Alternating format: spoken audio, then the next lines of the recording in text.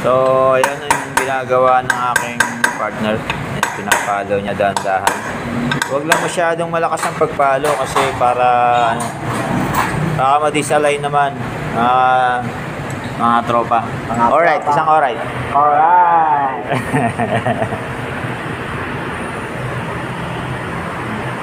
So, ayun, gagamitin niya ng technique.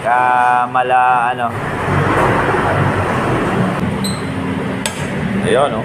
Dali, oh. Ayun yung mga technique na, oh, yun, oh.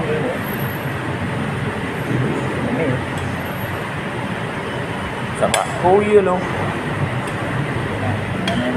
So, ayan, natanggal na mga lodi.